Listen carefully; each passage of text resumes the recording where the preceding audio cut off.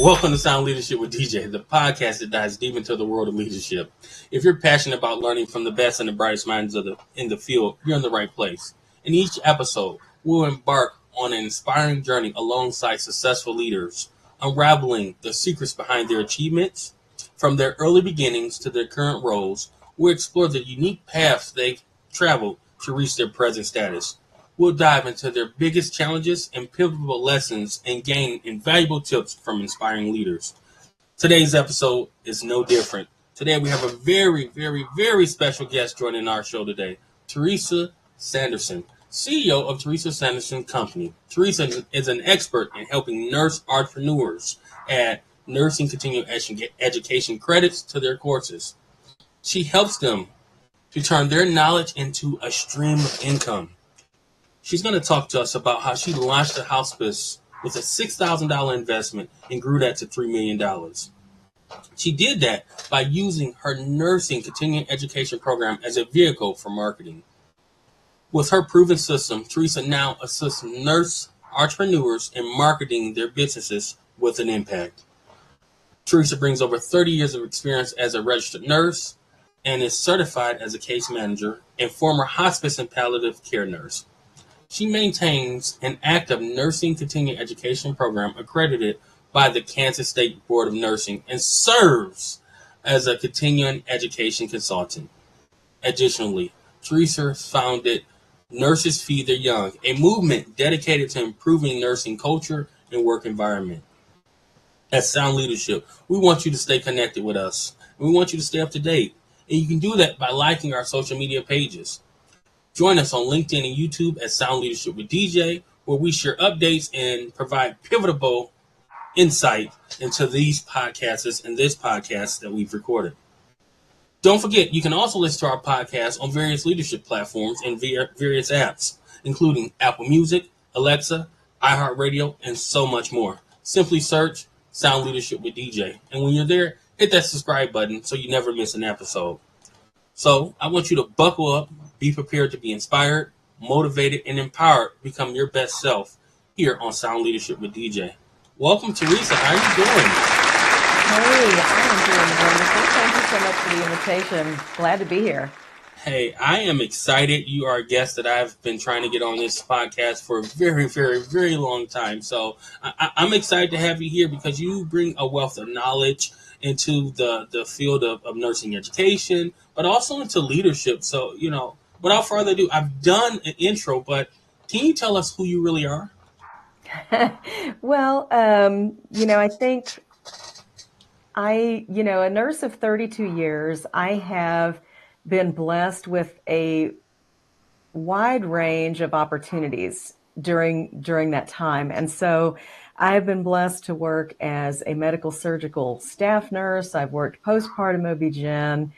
And I found down the road in my nursing career that my first love in nursing is home and community-based nursing and really helping patients navigate healthcare from point A to point B while living in their homes. And so supporting patients and families at that level has always been a deep love of mine.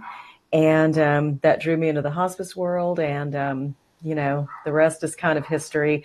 But aside from being a nurse, which if you had asked me probably even 15 years ago who I was, I would have hung my hat on just being a nurse, right? But anymore, I am a Grammy. I am a wife, mother of 5, Grammy to 8 more, a homesteader, a dairy goat farmer, and just a woman who loves life. So yeah, there's a lot more to me these days than just being a nurse. And major depression thriver. That's probably what I should throw on the end of that. But there you go. No, and I love it. And you talk about, right, if I would have asked you, some years ago, you would have said just nurse, but you are really more than that, right? You're a dairy farmer. I don't think I'm going to let you just slide by that. What is a dairy farmer? You have cows and things, or what does that look like? I am a dairy goat farmer, so I have a special breed of goats. They're called La Mancha goats, and they're wonderful milk producers, but you don't have near the expense or need near the pasture that you would need for a cow, right? But they're just adorable creatures. They make a wonderful, wonderful high quality milk. And Anywho, yeah, I got started with that a couple of years ago during the COVID pandemic. And it wasn't my responsibility, right? But I had three little grandchildren living about 10 minutes away. And Yeah. I just thought, what in the supply chain issues were terrible. Sometimes milk wasn't available in the stores. And I just thought, I would love to have a way of just making sure we had what we need, And that's what got me started, dairy goat farming, but absolutely love it. Wow. So we talk about leadership, right? And what do leaders do, right? They make something out of nothing. And There you go. you were faced at adversity. You were faced with an issue, right? And you said, look, how do I prevent this from happening and ensure that my family have the tools they need Yeah. to be successful? And you started a dairy goat milk farm. So that's very There you interesting. go. But it leads to who you are as a leader, right? It does. You made something out of nothing. So when we talk about leadership, what does leadership mean to you? Mm. Well, I think leadership, first of all, is the foundation and is the foundation of any solid business or enterprise. And the trouble with organizational charts, what I always disliked about them is that they're built this way, in a triangle with the peak at the top. And that's typically leadership up at the top of that peak, is typically where the CEO lives. I believe leadership is the base of that triangle. I believe leadership exists to provide a positive work environment that inspires the team members to do the best job that they can. That, I think leaders develop other leaders, are called to develop other leaders, and that they aren't threatened by highly skilled people working alongside them. And I think, there's so much about leadership that I think is just done backwards. But when you look Yes. at it, leadership exists to serve the organization. And when a leader is really doing their job right, the organization can run like a well-oiled machine. And a lot of people aren't having to check in with that leader to get permission to do what's needed to take care of the customer. So that's a Wow. little bit of my perspective. Yeah. And I think it's a great perspective because one of the things that you just ended with is right. You don't have to check in with that leader to ensure that things are going well, Mm-hmm. but a lot of times leaders require their staff to check in because they don't trust their staff. They haven't trained and Exactly. educated their staff to Mm-hmm. be successful without them. And Yep. I always say as a leader, reviewed I viewed my how I was running the organization as if when I leave to go on vacation and I don't get a call and the organization has still ran, then I'm Yeah. an effective leader. But when Amen they to that. call me to say, can we do this or can we do that? Should we do this? I haven't empowered them. Right. I haven't. Right. And so how do you empower people or your team to, really just be able to operate self-sufficiently?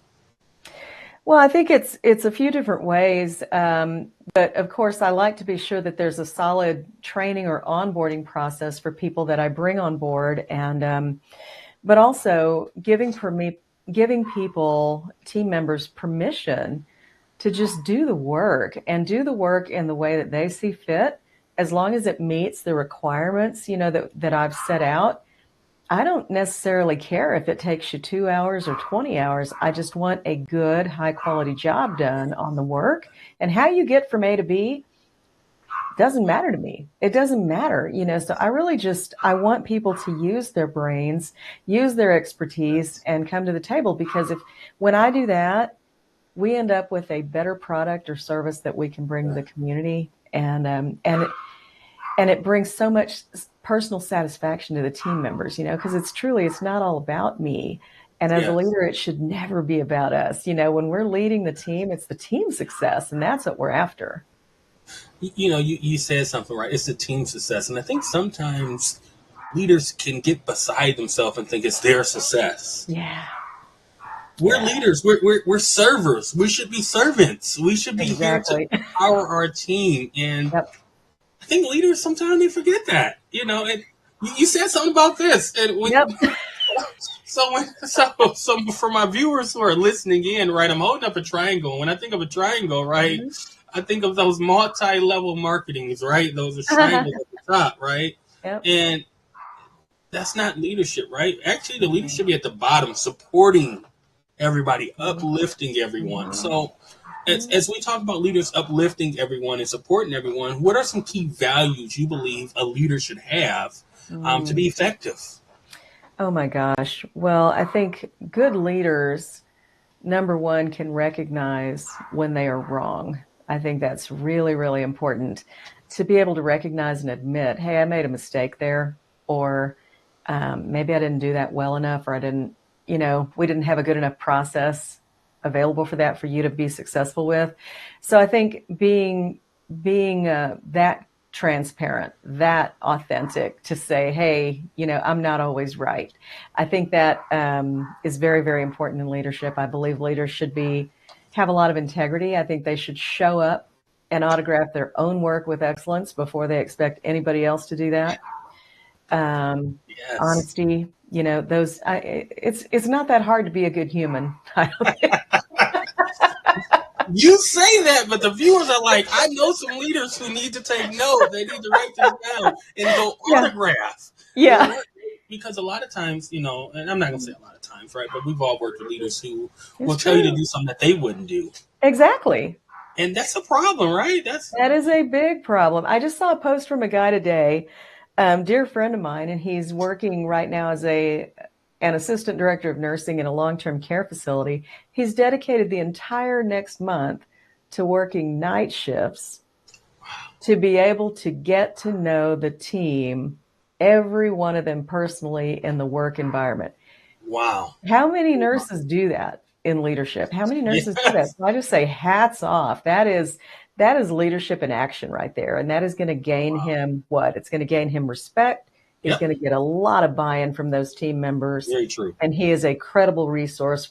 And he walks the walk, doesn't just talk it. Mm-hmm. Very true. Very Yep. true. So let's talk about you. How did you get into leadership, right? We've talked about that fabulous leader, but let's talk about you as a fabulous leader. What drew you into leadership?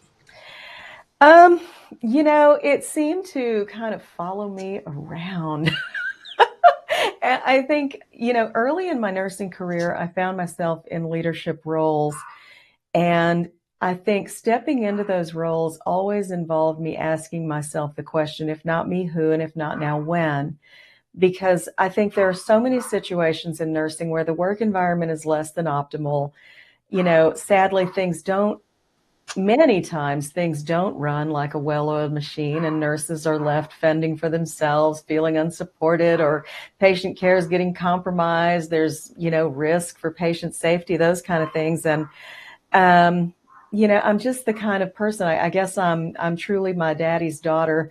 And my daddy was just always one who took the bull by the horns. If something wasn't going the way it should, then he would step up and do what needed doing. And so I think that's really how leadership found me. And many times I've taken a role and said, I'm just going to stay here. I'm going to work in this staff level role. I'm not going to do anything else. I'm going to keep my mouth shut. And I'm not. And Listen, ultimately, I would end up in leadership again. listen. We have all been there where you take a role and you're like, I'm just going, Yeah, I just I'm want just to scared to be do a this. worker bee. Yeah. Yes, listen. We have all been there, and to me, it's something about leadership that draws great leaders into it, right? And I wrote a book called Lead with Confidence, right? And when you start off, you don't have confidence as a leader, right? You're did I do this right? Did I do that right? But over time, you grow your confidence and you grow into the leader that you are today. Mm-hmm. Can you share a time with us that maybe you've made a leadership decision that wasn't as favorable, or you thought you were gonna go right, but it ended up going left? Can you share that time? Because we have people who watch this podcast or listen to this podcast, and they are afraid to get into leadership because they're afraid to fail. They think, oh, if I do this wrong, the organization is gonna close its doors tomorrow, right? But Yeah, we have yeah. to understand that we are destined to fail. Nobody's perfect. You Mm-hmm. learn from Mm-hmm. failure. So can you tell us Yeah. about the time you failed and maybe didn't hit the mark? Well, sure. And I think some of that for me has come down to one of the things that's near and dear to my heart was just leading other people. And I have felt that, there were times when I was just a little too high strung, or I Yes. didn't have the opportunity to speak to my, to really nurture the team in the way they needed to be nurtured. And so I was actually perceived as somebody who was unapproachable.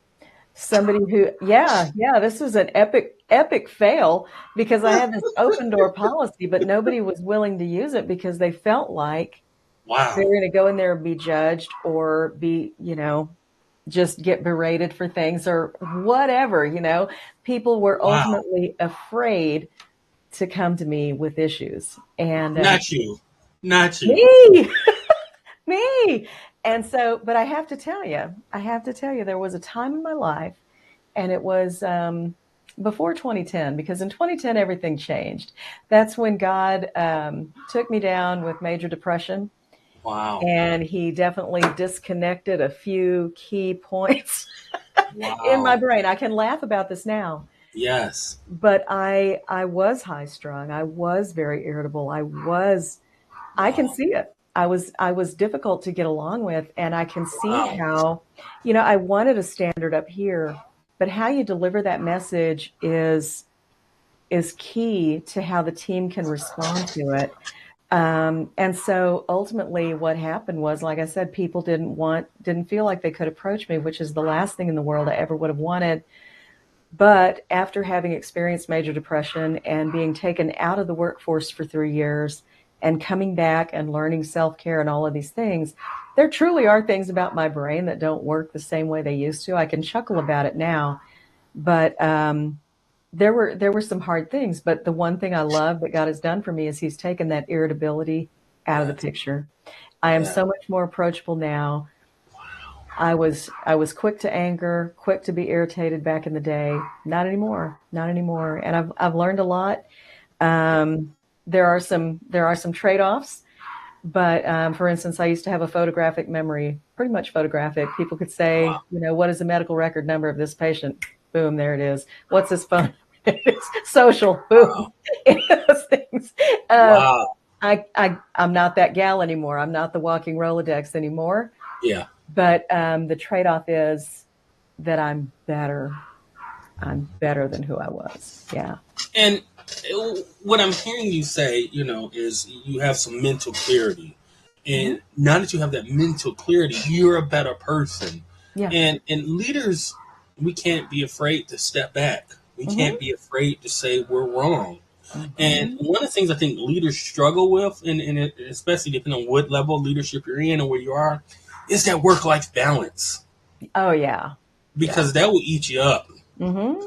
It will lead to some of the things that you've just outlined, and it will turn you into that monster that you don't want to be. That person who's unapproachable, that person that people don't want to work with. They're running down the hallways when they see you. They looking busy. They relishing through paper. Don't want Teresa to ask me anything. Don't want Demetrius to ask me anything. So we just have to strive to find that work-life balance if they want to be an effective leader, right? We preach it for everyone else, right? Yeah, exactly. Have to find it for ourselves. So I thank you for sharing that incredible journey, because others will be going through the same thing and they think it's just them, right? Yeah. And you really think that you're I'm doing all the things in the middle of those times when I was at what I consider my worst, as far as being able to manage interpersonal relationships at work and things like that were so valuable to me. Don't get me wrong, so valuable. This is, I admit it, this is the most epic fail because I so cherish the team and the team I had. And I'm referring back to the team that I had when I ran our hospice. They, I had a standard that was here. It was already very high. And the team came in and they took all of my philosophies and everything, and they took it from there to here. So we went from good to great. And, we had less than 5 complaints in 5 years of operations. That is, it's unheard of, right? It's unheard of. And that was the team doing that. It wasn't me. And even though I wasn't at my best in the day, right? Even if they felt I was unapproachable, whatever, they still showed up and served. And so, looking back on those days, I just think, how grateful I am that they gave me the grace, right? They gave me the grace to grow through that. And, it was good. And it's interesting, and I capture this on every leadership podcast, right? It's what I love to say is you have to surround yourself with people who are better, brighter, and smarter than you. Amen. If you don't, you're destined to fail. So what you said is right. You were here. This was your standard, and they took it up here. They did. Mm-hmm. It's because you allowed them and you empowered them to share their voice and their vision with you. You didn't say, "Oh, don't come to me with suggestions." You didn't, Yeah. you allowed them to say, Teresa, I think I agree with what you're doing, but we probably can do that a little bit better. Yeah. And we can take you from here to there. So your accolade of having less than 5 complaints in 5 years, that's amazing, because I've worked home health hospice. Yeah. There's complaints every day. Yeah. Yeah. There sure can be. There's customer service complaints every day. And, Yep. I think that's something you should be proud of. And it speaks to, once again, you as a leader. But as we talked about, right, you grew into that. That wasn't always you. Yeah. And I think that's what's important is we have to be willing to grow. Yep. We have to be willing to grow and to seek feedback from others. You don't know it all. Yeah. Mm-hmm. You don't know it all. So in this day and age of technology and conferences and things, how do you continue to grow as a leader? Oh my gosh. Well, I'm a lifelong learner for one. And as a nursing CE provider, anytime I create a new nursing CE course, I learn so much. So when people ask me for programs or presentations, it's just an opportunity for me to do a nice deep dive into some content and learn and prepare to teach that to someone else. So that's one way.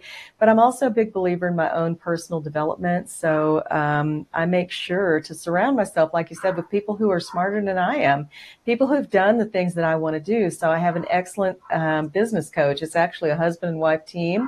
And they are fantastic, and they lead me and guide me in ways of growing my business. I have other coaches in the realm of personality science and how to, develop and create cultures of compassion in the workplace that is specific to nursing. But surround yourself with those experts, the people who are doing the things that you want to be doing, the people who are showing up the way you want to be showing up. Yes.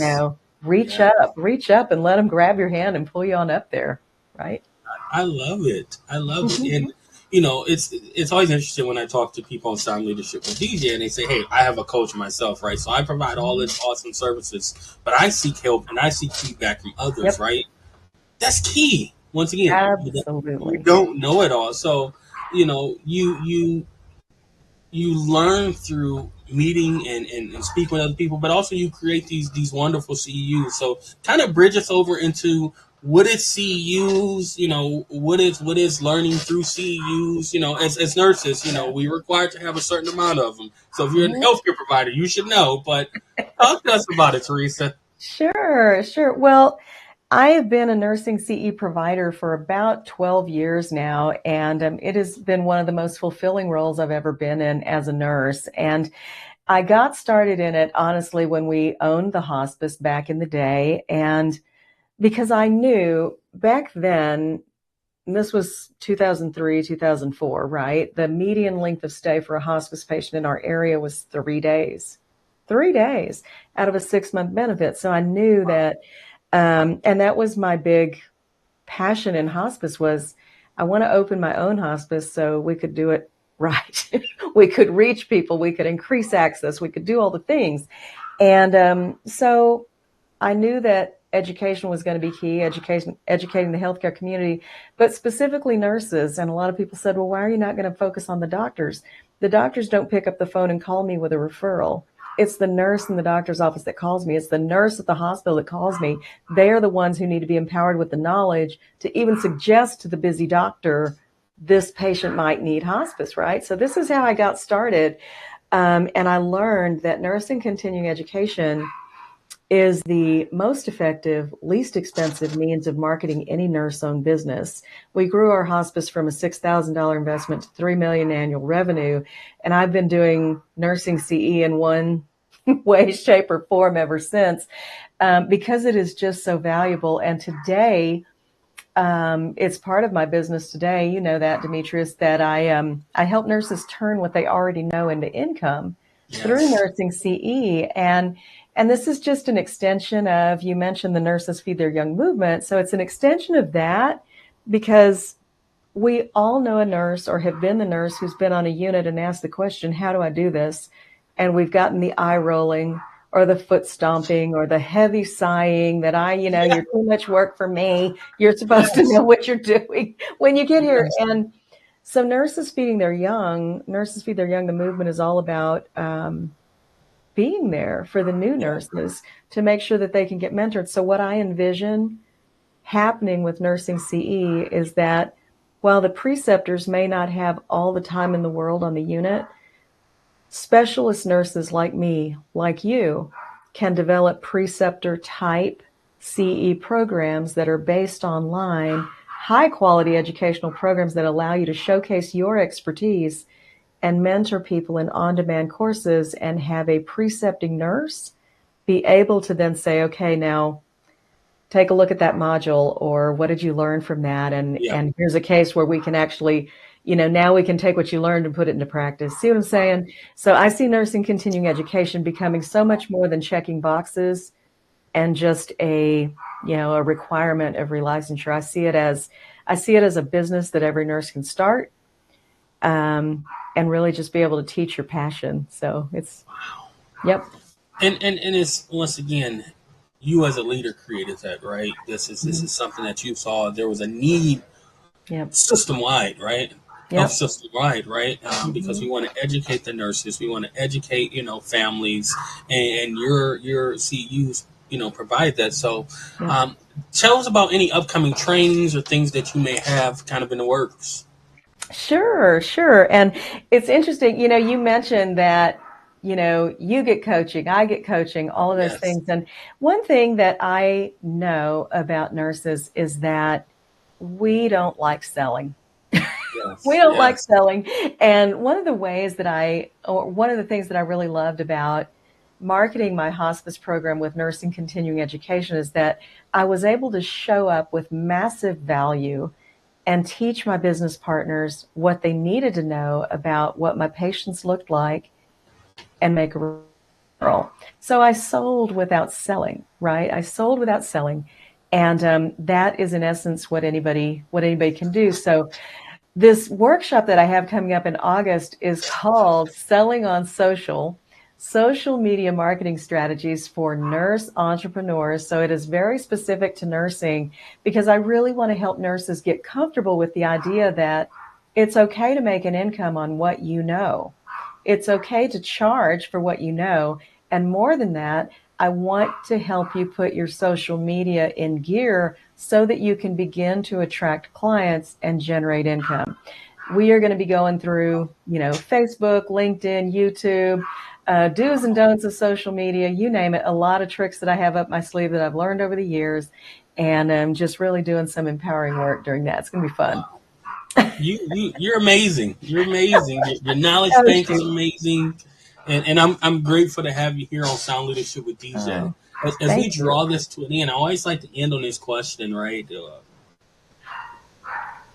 What tips could you give an inspiring person or inspiring leader wanting to enter the field of leadership?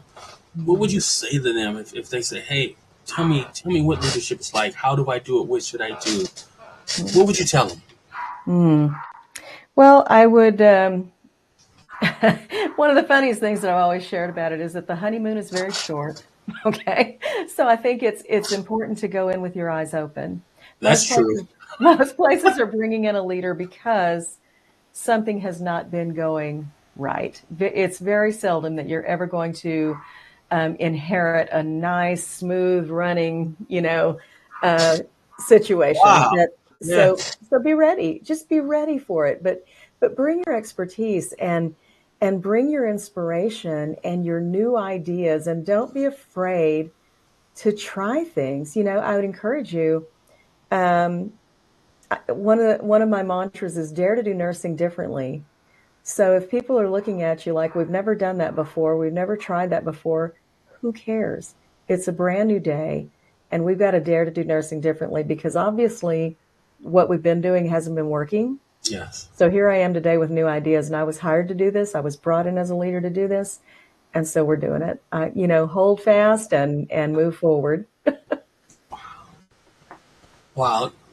Once again, I am forever grateful for you joining us on Sound Leadership with DJ. How could people get in touch with you? Maybe they want to start their own nursing CU. Maybe they got questions about, the services that you offer. How should people reach out to you? I love that. Thank you. Super easy to find me. Just my website is just teresasanderson.com. The only thing I would preface that with is that Teresa doesn't have an H in it, so it's just Teresa Sanderson.com. You can find me on LinkedIn as the Teresa Sanderson. And let's see, on YouTube, my channel is Teresa Sanderson TV. Love to see you in any of those places. Nice. Teresa Sanderson TV. I gotta do that. Sound Leadership with DJ. There you go. Step it up. Inspirational, and I'm forever grateful. And I'm grateful for you to come on Sound Leadership with DJ and share your values, your thoughts on leadership, right? And the purpose of this podcast is to inspire others. So if it inspires one person, I always say we've done our job as leaders. So I'd like to thank you, Teresa, and thank everyone for tuning in to Sound Leadership with DJ. We hope that you've gained valuable insights and inspiration from our conversation with Teresa. If you've enjoyed this episode, we encourage you to like and follow our social media pages for more great content. Once again, you can find us on YouTube and LinkedIn at Sound Leadership with DJ. Also, don't forget to tune into our podcast on your favorite apps. That's including Apple Music, Alexa, iHeartRadio, and so much more. Simply search Sound Leadership with DJ and hit that subscribe button to stay up to date on our latest episode. As always, remember, leadership is a journey, not a destination. Keep striving to learn and grow and never give up on your goals. From all of us here at Sound Leadership with DJ, we wish you nothing but the best on your leadership journey, and we look forward to having you join us again soon for more great, insightful discussions on Sound Leadership with DJ.